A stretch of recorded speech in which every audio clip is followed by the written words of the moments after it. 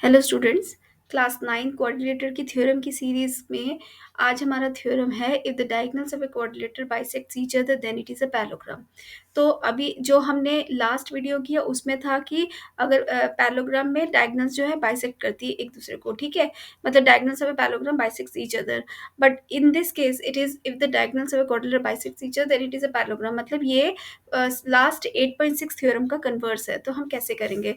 तो सबसे पहले देख लेते हैं गिवन क्या है। Given ABCD is a quadrilateral such that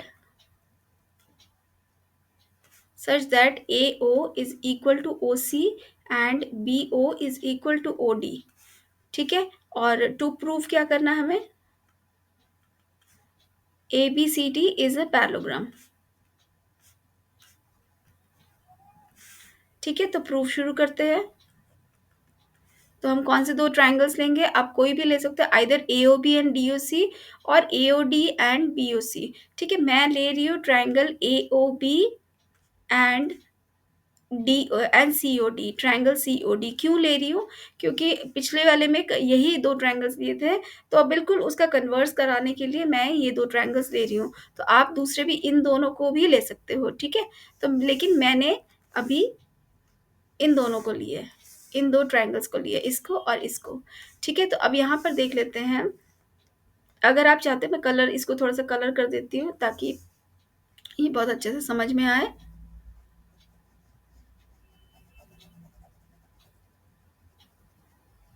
ठीक है, तो एक ट्राइंगल हमारा ये हो गया और दूसरा ट्राइंगल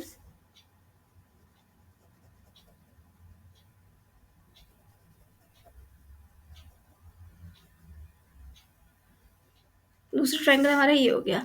अब मैंने इन दो ट्राइंगल्स को लिया, आप दूसरे इन दोनों को भी ले सकते हो, ठीक है। तो अब शुरू करते हैं AOB एंड COD। यहाँ पर हमें गिवन है AO is equal to OC and BO is equal to OD। तो ये दोनों हमें गिवन है, ठीक है। और क्या इक्वल होंगे? ये वाला एंगल 1 और एंगल 2 मान लो, ये इन 1 और 2। आप इसको AOB एंड COD भी लिख सकते हो। तो मैं ये 1 और 2 लिख रही हूँ, ये दोनों इक्वल है। क्यों? Vertically opposite angles. ठीक है, तो देयरफॉर ट्राइंगल AOB जो है वो कॉन्ग्रुएंट हो गया ट्राइंगल COD के। By which property? This is SAS। तो SAS से दोनों कॉन्ग्रुएंट हो गए।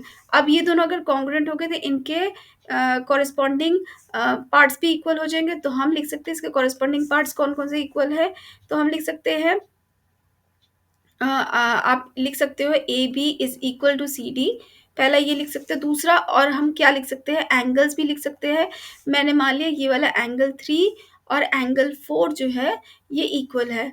तो एंगल 3 और 4 को मैंने मान लिया इक्वल है, ठीक है। तो बाय CPCT ये मैंने लिख लिया। अब एंगल 3 और 4 को देखो, अगर ये दोनों लाइंस पैरेलल होती तो एंगल 3 और 4 किस तरह के एंगल्स बनते हैं? ये ऑल्टरनेट इंटीरियर एंगल्स, यानी कि ये ऑल्टरनेट इंटीरियर एंगल्स भी हैं। But angle 3 equal and angle 4 are alternate interior angles which shows that AB जो है is parallel to CD।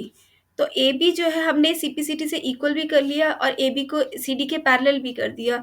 तो देयरफॉर हम इसको कह सकते हैं कि ये पैरेललोग्राम है। और यहाँ पर हम सिमिलरली भी लिख लेंगे, similarly CB is parallel to AD या AD is parallel to CB। ठीक है, ये दोनों सिमिलरली लिख दिया, यानी कि हमने इनको भी प्रूव कर दिया। This is equal to this and parallel to this. तो देयरफॉर ये जो ABCD कोऑर्डिनेटर है it is a parallelogram. Therefore ABCD is a parallelogram. एक बात याद रखिए, अगर किसी किसी भी कोऑर्डिनेटर के दो एक one pair of opposite side से इक्वल एंड पैरेलल, तो ये कंडीशन सेटिस्फाई करती है कि ये आपका पैरेललोग्राम है। और नहीं तो अगर आप इक्वल नहीं कर रहे हो तो दोनों पेयर को पैरेलल कर लो, तो भी आपका ये पैरेललोग्राम प्रूव हो जाएगा। तो ये दोनों कंडीशंस को हम सेटिस्फाई करके, दोनों ही कंडीशन इसमें सेटिस्फाई हो रहे हैं, therefore ABCD is a parallelogram. तो ये प्रूफ हो गया, ठीक है।